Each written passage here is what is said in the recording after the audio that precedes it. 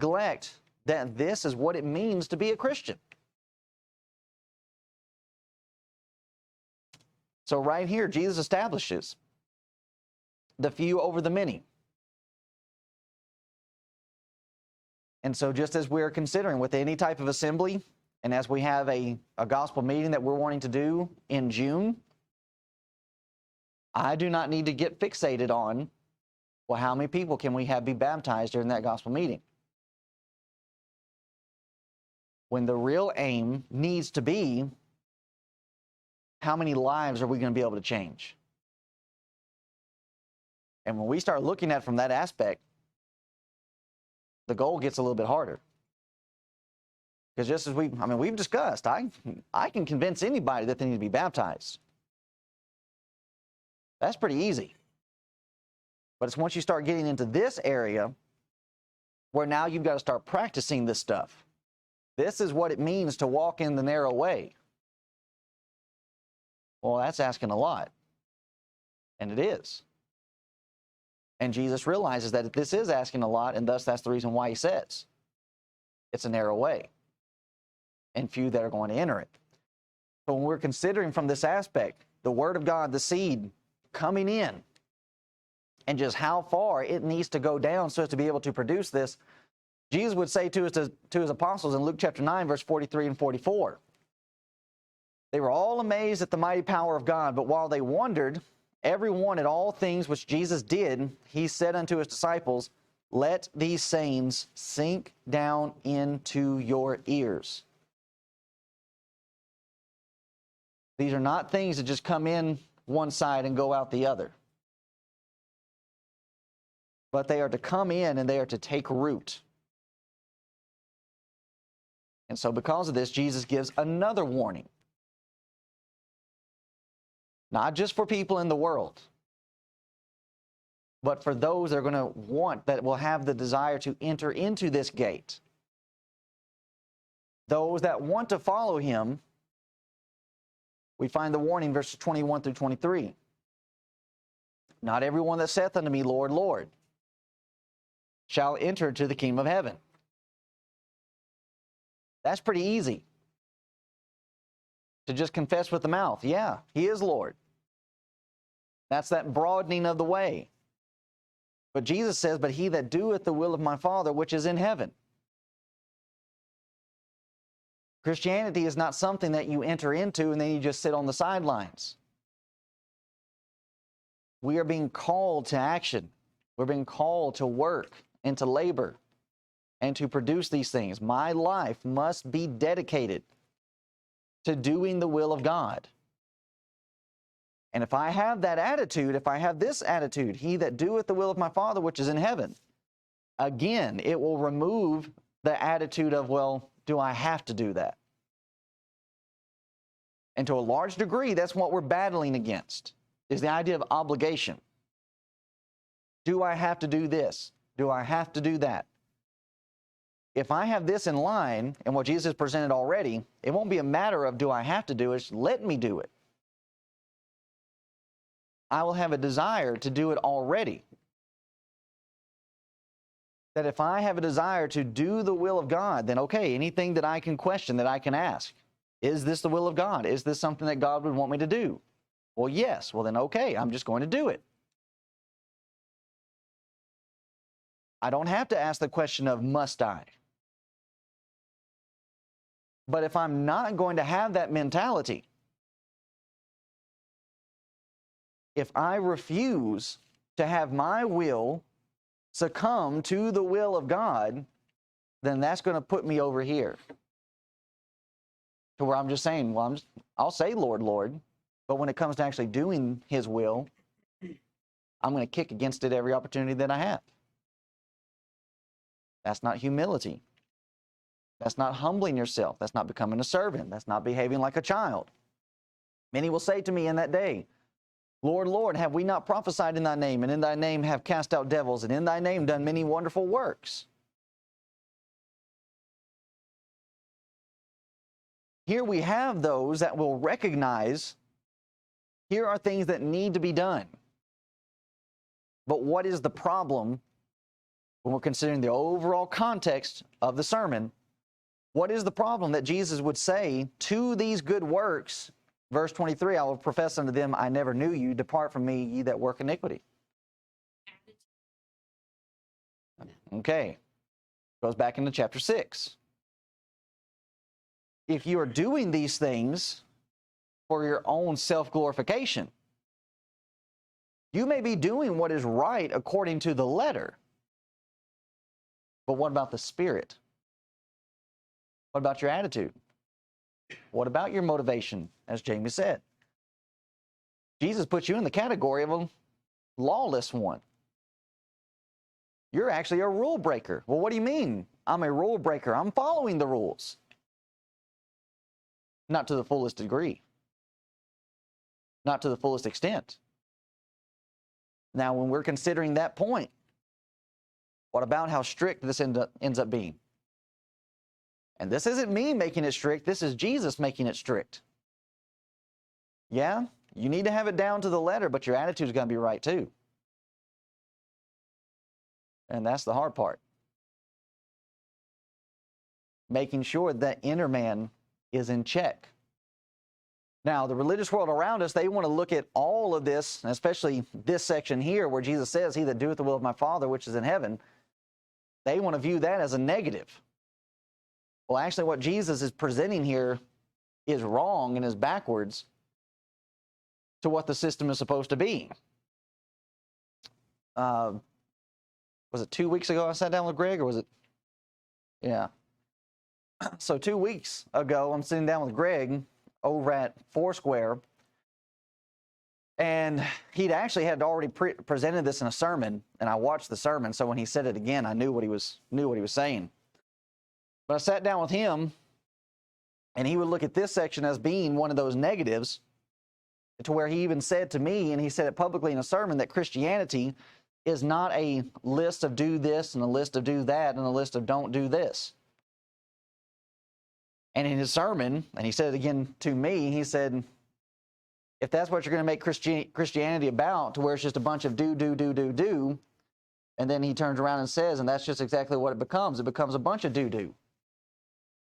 Now, I don't think we should be taking the commands of God, the teachings of the Savior, and making that kind of connection. And saying that, okay, this is what Jesus says to do, but if you end up putting it into that kind of category, then it's like fecal matter. And it's just, I mean, you would think that a person in his position would have a bit more reserve to hold back and, making such a statement like that about what Jesus is saying. But that shows an utter disrespect to the scriptures in, their entirety. To where you'll just end up throwing the baby out with the bathwater. Now, Jesus does battle against that very idea, and that's right here. To where, yeah, you're just doing this, but you're not doing it for the right reason. But you cannot take the bad that people are doing here and then wrap everything into it and say, well, it's all bad. Jesus himself says, yeah, there's things you need to do, but you better make sure that your attitude is right with it, if you're in fact wanting to be accepted. So here we have, once again, the things of God being misused, being perverted, being corrupted, and that for my own selfish use. Jesus then sums up that warning in the remainder of the verses 24 through 28, the rest of the chapter, which we've already looked at, and showing just how detrimental it can be if you're not going to follow what he says, if you're not going to do it, if you're not going to do it for the proper reasons. Now, yes. No, you're okay. I don't know. That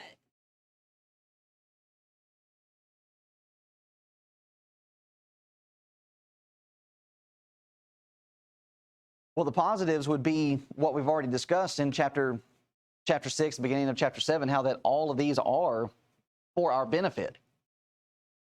So you take that, so this would have its connection to fasting praying, benevolence mentioned in chapter 6, and how that those are designed to help other people. So the negative of this is, yeah, when we take these things and we use them for our selfish purposes. But the positive in doing what Jesus says is that it helps others. I have a question about the video you guys were watching about the lady who's a part of their congregation over there. Do they claim that they can heal? Yes. Because this very scripture actually talks against them in that verse 22. Many will say to me in that day, Lord, Lord, have we not prophesied in your name, cast out demons in your name, and done many wonders? And he, with the verse before, what you were saying was calling it doo-doo, but it says he that does the will of my Father, right? So they do the opposite in everything. Mm-hmm.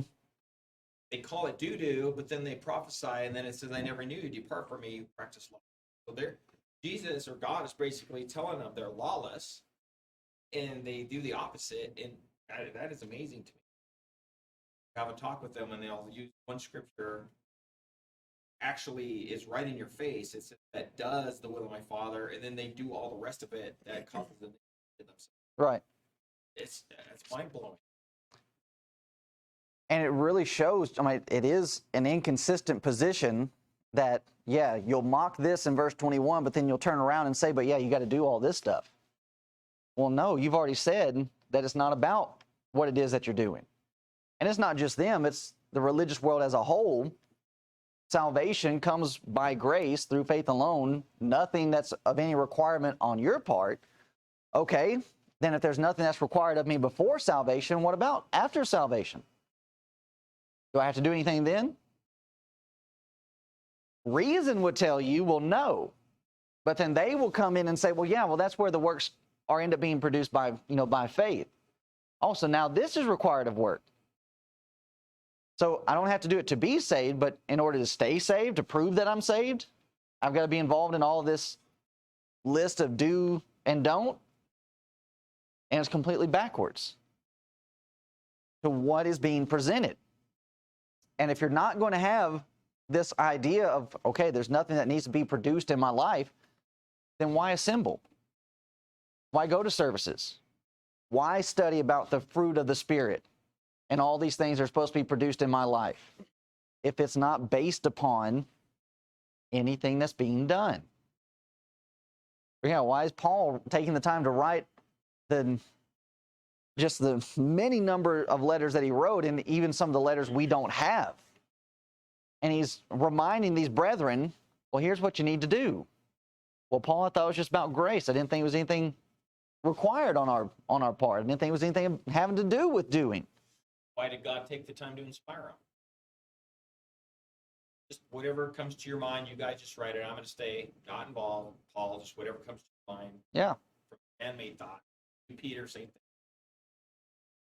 And the reason why you would have inspiration is because of this very thing that we're discussing, is mankind struggles with consistency. To where if you did not have inspiration, the Holy Spirit guiding them as to what they're needing to write and what they're needing to teach, then as we're talking about the broadening and the straightening of the way, that becomes more and more easy as time goes along. And we can see it all around us. You have some inside of our brotherhood, and they want to make the way stricter than what it needs to be. And why is that? It's because of not simply letting the Bible lay out what it says. How do they make Like not eating in the building, our forbidding brethren, our anti-brethren, if you will. Not eating in the building, saying it's a sin to have individual Bible classes, the one cup, one loaf, just 100% being opposed to orphans' homes, widows' homes, those different type of things. You just end up putting a chokehold, you end up putting a clamp on what we're supposed to do.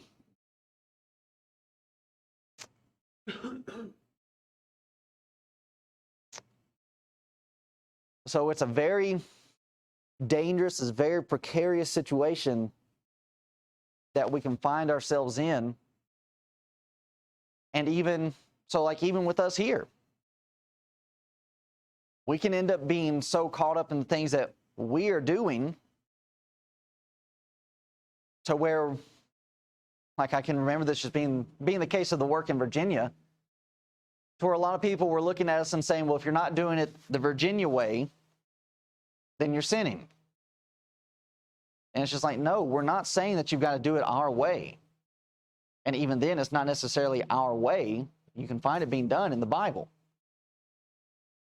But it's simply just an example that's being set out to where as long as you're striving to do something in the way of evangelism,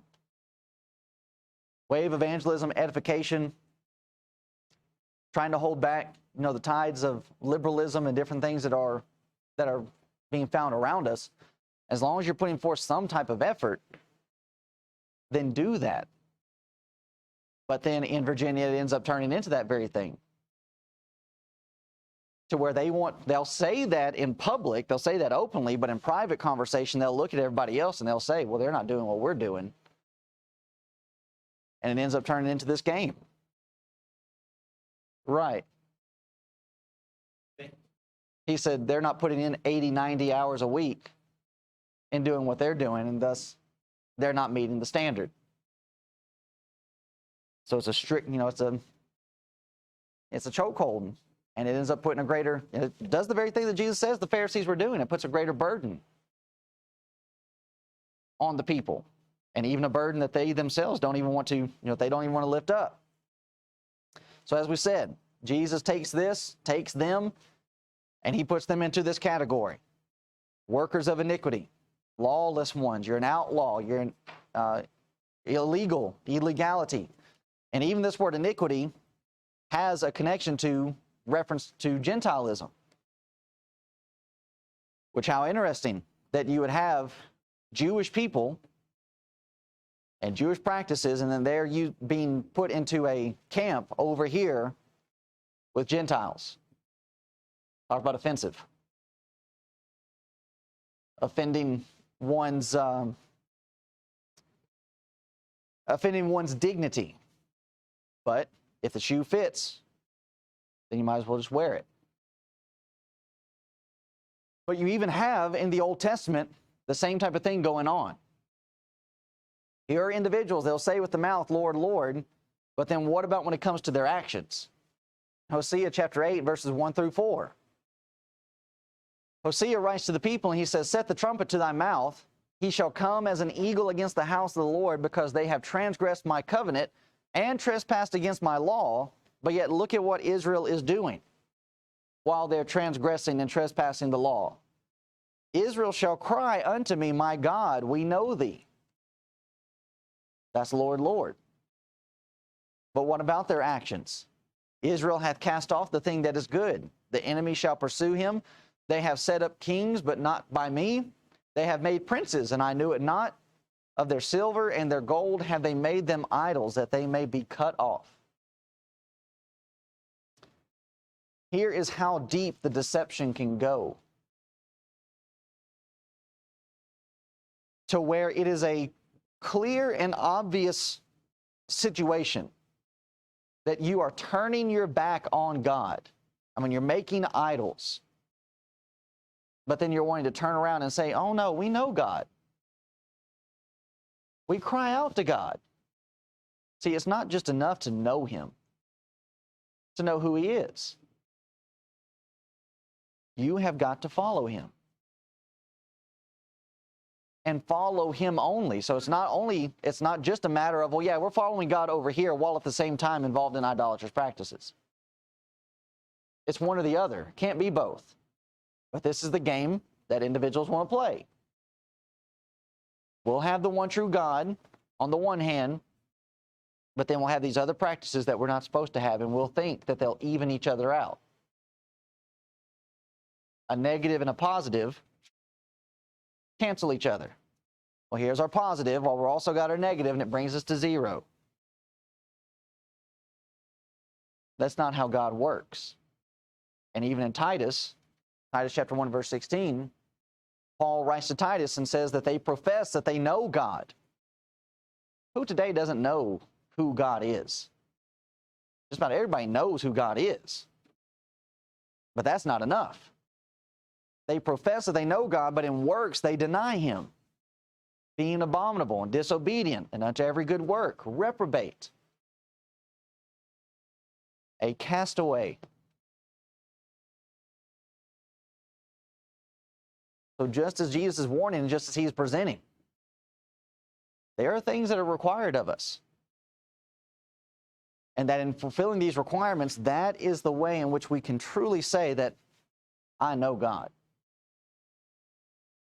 I'm in fellowship with him. I'm in league with him. That I'm going through these steps. I'm going through these works. And I've got the right attitude to go along with it.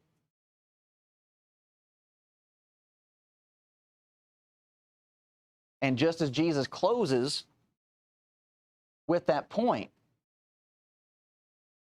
in his sermon and in his preaching, that he then begins to exemplify those very same characteristics and those very same attitudes when he comes down off the mount. Matthew chapter 8, going down to the work, presents Jesus, the Son of God, in going through the work, but not only just going through the work, but with a proper attitude as well. Now, we all might be thinking, as we've gone through the Sermon on the Mount, how will this work in everyday life? We're about to watch the Son of God exemplify that for us on how it will work. And the rest of the book of Matthew needs to be looked at from that view. This is the experiment to find out, all right, everything that Jesus presented, can it work? Will it work? The things that have been laid out, 5 through 7. How to enter the kingdom, how to live in the kingdom, how to enjoy that righteousness that exceeds. Jesus is going to live that out. And to be able to show the pleasures that come from doing the things that God says to do. So beginning in chapter 8, we have the king's demonstration. That here he is as king, and yet he's out amongst his subjects, and he is showing them, by example, what it's going to be like in the kingdom. Thus, it is just as Luke wrote in Acts chapter 1 and verse 1, the former treatise have I made, O Theophilus, of all that Jesus began both to do and teach. So even Jesus, the Son of God, our King, is involved in the do. It's not just a matter of that he's preaching to the rest of us. Yeah, you need to do all these things. He himself put him under that same obligation to do and to teach. So do we believe that these things we have studied, that they will work? And remember, at the end of the sermon, it says that they were all astonished at what he said, at what he presented. They were amazed by it. And why is that? Because these are some pretty outlandish claims to be making. Now, as we go through the rest of the book, we need to make sure that we notice the emphasis that's being given to faith. In Matthew chapter 8 and verse 10, a reference to faith is going to be made. Verse 26 of chapter 8, reference is made. Chapter 9, verse 22, chapter 9, verse 29, and moving on through 10, 11, 12. The majority of the book, reference is going to be made to the fact of that people's faith is going to play a part inside of the kingdom. This continues to prove that Jesus came to establish a kingdom centered around the heart of man. Faith is that which is dealt with or that is involved in the spiritual realm.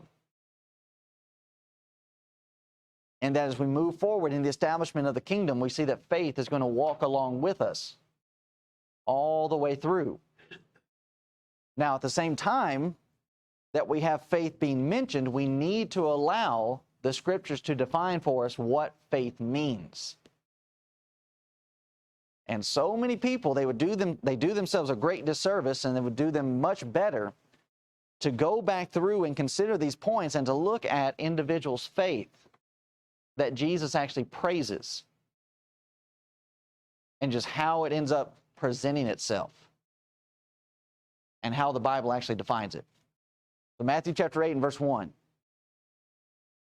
When he was come down from the mountain, great multitudes followed him. This is a very important point of description. That Jesus did not simply sit on top of the mountain the whole entire time. And that's where he stayed and that's where he preached. And that he did not make the crowds, he didn't make the multitudes come to him. But instead he got up and he came down the mountain and he was out there where the people are. He was out there where he was needed. And this is an important point because when it comes to evangelism, practicing Christianity, how does Christianity get practiced today? People got to come to you, but then what about this whole process of carrying it out, going out? Crowd's got to come here, right? We set up a sign, we set up a location, and we tell people where we are. It's just, well, if they want to come, then they'll come. But that's not what's being shown to us. As we said, going through Matthew chapter 5, 6, and 7, we're being taught on how to be fishers of men. Here's Jesus, and he's going out fishing. And too many of our brethren, when it comes to them and trying to fish for men, they're too busy casting their lures in the boat. Everybody's looking inward. Instead of actually taking the lures and taking their rods, like, well, we got to cast this outside of the boat. Too many times we want to look at it from the standpoint of, well, they need to come to us. Instead of us actually taking an emphasis or taking the initiative and that we're going to go out to them. Too many preachers are not out where they're needed. They're closed up in their offices. And even then, when they're in their offices, you still can't get a hold of them. They're not available. But yet we see the Son of God, the King, the Master Teacher, and what's he doing? He doesn't stay up here, he comes down.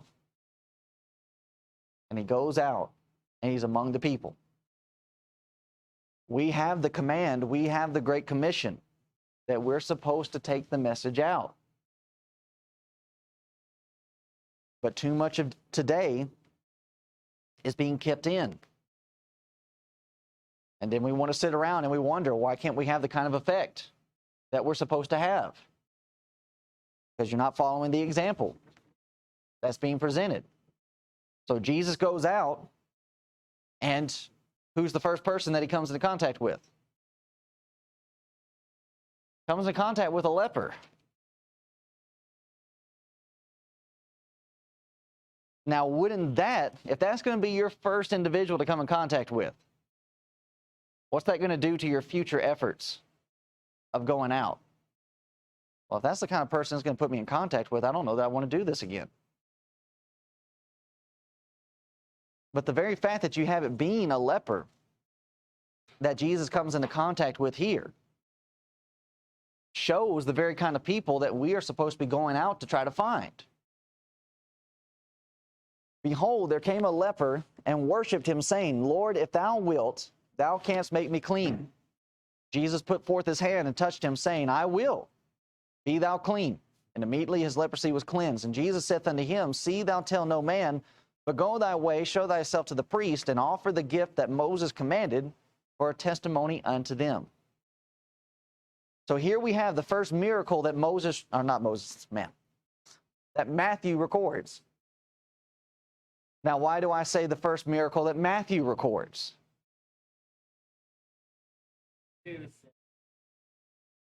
Okay, because John chapter 2, the wedding feast at Cana, John records that began Jesus' miracles. So we have been shown to us that what's being recorded is not chronological, but that every writer is writing for a specific purpose. And Matthew is writing to a specific crowd, primarily to Jews, looking for the kingdom, readying themselves for the coming kingdom. And that he's writing to Jews, and that he puts in this connection of Jesus coming down, and he records of the healing of a leper. Now, in Jewish custom, how were lepers treated? You're ostracized. Like they have leprosy. Yeah, they're treated like lepers. You don't live inside with the rest of us. That in fact, you're on the outskirts of society. But yet this is the one Jesus went to. Or this is one that Jesus was willing to help. Now, what does that say about who we should target when it comes to our evangelism? When most brethren think about evangelizing, where do they want to go? Who do they target? Who do they aim? The well-to-do. Let's go to the nice neighborhood. Let's go to the nice area and try to teach those people. Jesus comes down off the mount. The first one he comes in contact with is a leper. In John chapter 2, who did he perform the miracle in front of?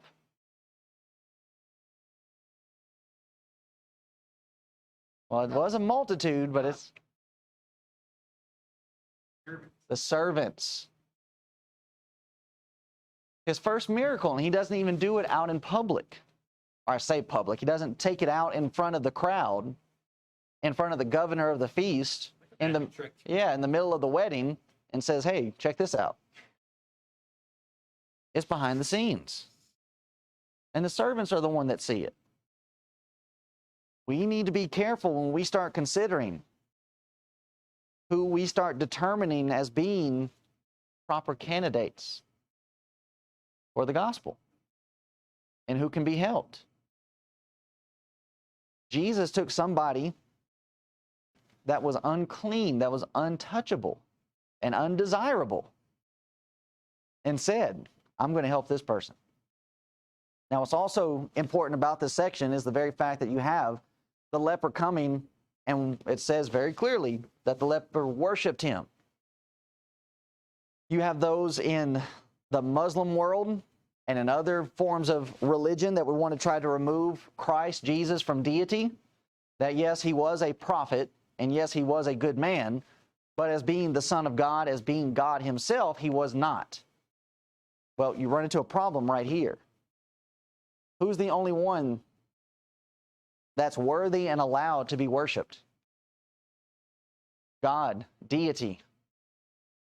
So the very fact that you would have someone come along and try to say, well, he wasn't deity, then why is this happening? If he was just a man, if he was just a prophet, why didn't he tell the leper, like Peter told to Cornelius, stand up, I'm just a man?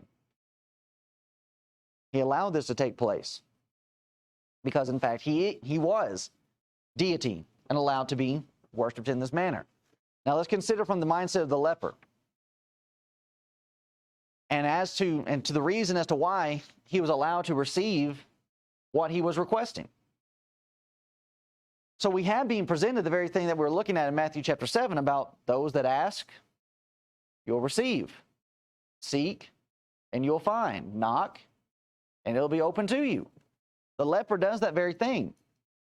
He doesn't allow his situation to hold him back from actually going to the Christ and making his request known. So the leper was conscious of his needs. From a human standpoint, what he had is incurable. There's no cure for leprosy. You become a leper, you're going to die a leper. He realized that he needed divine aid so as to receive this cleansing. So thus we have him right here in Matthew chapter 5 and verse 3, where we said everybody's supposed to start. Blessed are the poor in spirit. You have to recognize your need. And the leper recognized his need. That here he was with an incurable disease, and here was walking with them the Son of God. And he did not allow his situation to hold him back. He wasn't embittered about his situation. He was not an individual that was hating God because of what had happened to him. But he continued to step forward in that he was willing to come up and even say, he said, if thou wilt. The leper did not come and demand anything of Jesus. He did not command that Jesus heal him. He simply requested. And with his request, we're right there in Matthew chapter 6 and verse 10. It wasn't a concern with his own will, but thy will be done. If thou wilt, thou canst make me clean. And if you choose not to, then okay, that's your will. I'm submitting to it. And that he would even step forward, a step even further and say that thou canst make me clean. The leper did not doubt the power of God,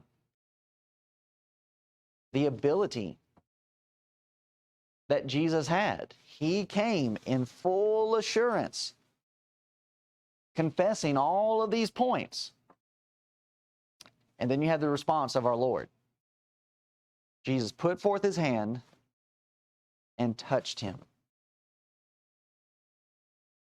Now you go back and you study Leviticus chapter 13, Leviticus chapter 14, you have all of the description of how that a person with leprosy was to go through, and number one, to find out if they even had leprosy, and then number two, if they did, a means by which they could find themselves to be cleansed. And all throughout Leviticus 13 and 14, it's a parameter that's being set, a perimeter that's being put around them. You can only come so close. In fact, you've got to wash everything, and then if you end up being found with leprosy, you've got to live outside of the city and then walk around shouting the whole entire time, anywhere you go, unclean, unclean. That'd be a difficult way to live. But yet we have the scriptures telling us that Jesus touched him. Leprosy is contagious. And here's an individual that the majority of the world would say, no, that's an untouchable. That's an unclean person. But yet Jesus was willing to get close.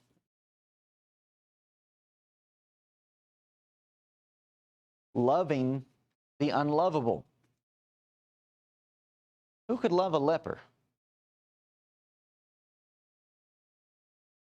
And many of us would look at it from that standpoint and say, well, you would think that that would cause a person to want to stay away themselves. But as you have throughout the scriptures, leprosy oftentimes being used synonymously with sin, transgression, and that Jesus is able to heal physical leprosy. Well, then what about the spiritual? What about those things that would possibly make us to be enemies, to have individuals to hate us, despise us, and we allow those things to keep us away from God? But yet God says, no, you can come close, and then I'll take care of those things.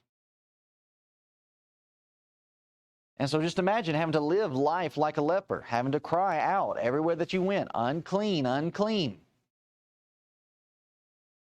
To have to live separated from others. That would be very difficult. But then for the leper, as we said, to have the type of attitude, to have the heart that he was not embittered, he had not lost all hope, and that in fact he knew to whom he could turn. And so here's an example of who Jesus helped and who we can help. It's the ones that a large portion of society, a majority of our society, has written off. So what about the person? Let's say that somebody who's addicted to some type of substance. And there's certainly a lot of that in this area. Most of society would just say, well, don't even waste your time with that class. But we're finding that right here, that if there is a person like that, that has this mentality of the leper, and that's going to be a key factor in this. Most people want to look at this class of society and say, well, we just need to have pity on them all the way around. But there's a huge difference between this leper and somebody that's just out here in the world living how they want to live. The reason why Jesus helped this leper and not any of the others, where are the others? They've not come to him. Jesus made himself available, but yet this is the leper that comes. Jesus helps. So what about a person who is, in fact, embittered, lost all hope, and is not going to turn to the proper source? I can't help you if you're not wanting to help yourself. So in fact, there is a balancing act that's even being presented in this example. That yes, Jesus is willing to help even a leper, but the leper's got to want to help himself.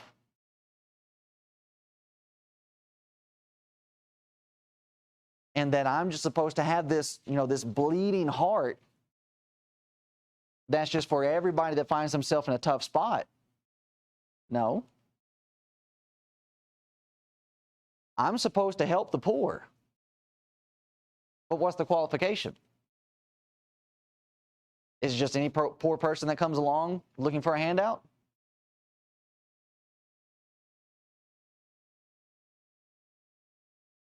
Or are there not some requirements?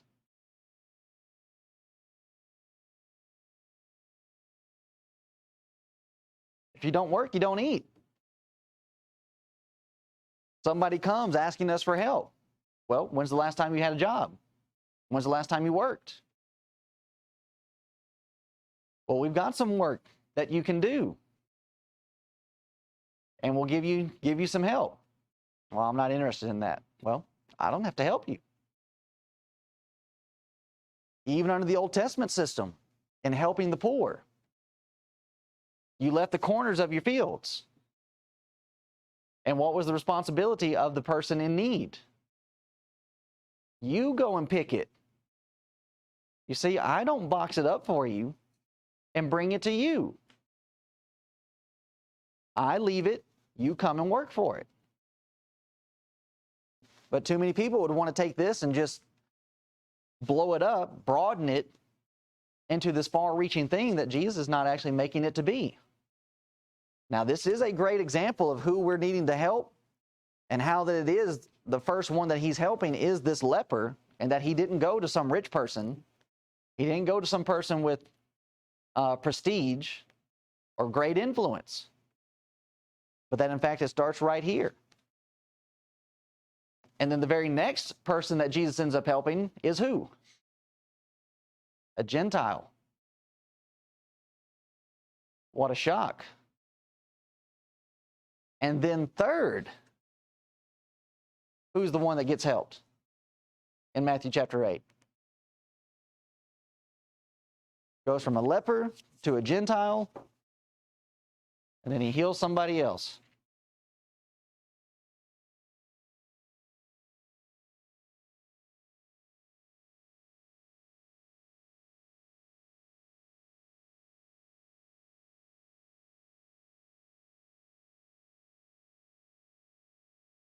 Just Peter's mother. Peter's mother-in-law. Now he's helping somebody inside of Israel. But even with that, there's a point to be made of that as well. He's helping a Jew, but it's a woman. Everything about this is backwards from how the Pharisees, Sadducees, and everybody else would be doing it. If we're going to have people come in, we're not going to help this guy. We're going to push him to the side. But the very fact that you have this taking place is a further showing of the power that Christ had to take something that's incurable and to cure it.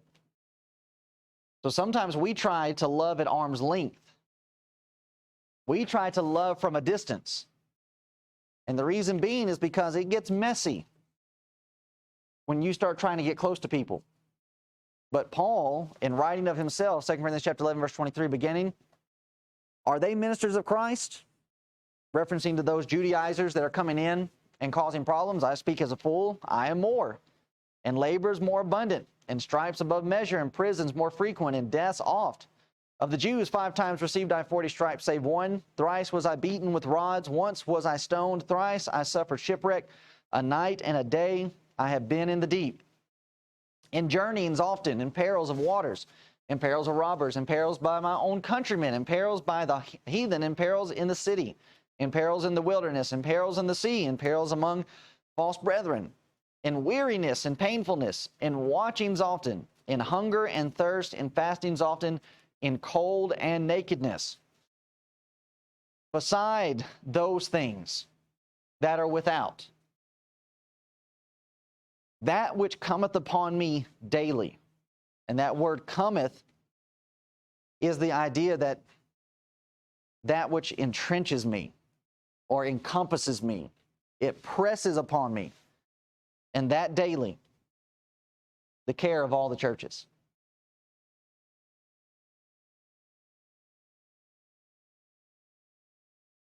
We don't have that kind of connection throughout our brotherhood. And what a shame that we want to call it a brotherhood. But yet we don't have this kind of closeness. This kind of care, concern. That which presses on us on a daily nature. And the reason why? Because it's difficult. If you're going to do that, then that means you've got to take on all these problems. We don't want to deal with problems. We just want to come together. We want to have fun. We want to smile. But that's why we have the church. Yes, we find rest. Yes, we find peace. But it's also the place that we come to for our problems. But we don't treat it that way oftentimes. So verse 4, in closing with the leper, Jesus saith unto him, see thou tell no man, but go thy way, show thyself to the priest, and offer the gift that Moses commanded for a testimony unto them. Now what a difference we're seeing right here from what we have going on today. Jesus heals this man. He says, okay, you don't tell anybody. But what's the mindset today? Tell everybody everything. Man, I got to testify every opportunity that I get. Have one, take mine. Right, exactly. If you don't even have a testimony, you can take somebody else's. Jesus says, you don't tell anybody what's happened here. But all you hear today, any chance a person gets, they're going to stand up and they're going to tell you about what happened to them. But then even taking it a step further, don't tell anybody, but here's what you do instead. Go thy way, show thyself to the priest, and offer the gift that Moses commanded for a testimony unto them. So this confirms the very thing that Jesus said about his relationship to the law. What did he not come to do? He did not come to destroy, annihilate. And he shows his relationship to it. He kept the law, and he encourages this leper. You do what the law says that you're needing to do. Came to fulfill. He came to fulfill what the law required. But then also you take into consideration what this action presented to everybody else. Okay, he's coming to fulfill, he's keeping the law just like he said, but under the Mosaic system, who was the one that was involved in pronouncing somebody clean and unclean? The priest. And what has Jesus already done? He says, go and show yourself to the priest. But Jesus has already said what? That you're clean. What kind of message is that sending to the priest? Is another. There's another. And there's one that's greater than you. That they can not only pronounce cleansing, but that they can heal. They can remove this cleansing. So he's in fact establishing, not only is he coming as king, but Jesus himself is coming as priest.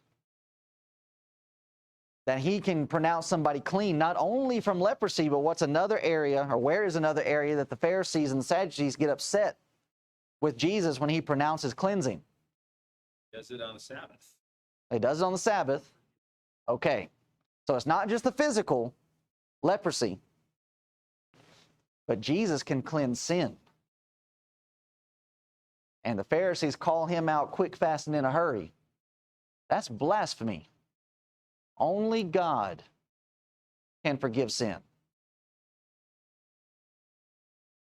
That's right, God can. He's establishing early on in his example, yes, I'm coming with authority, but I'm also coming with the ability to cleanse. And not just to cleanse on the outside, but I'm coming with the ability to cleanse on the inside, where it matters. And that the Pharisees, everybody else, you're needing to get in line with that. And they didn't like it. So we'll stop there with the leper.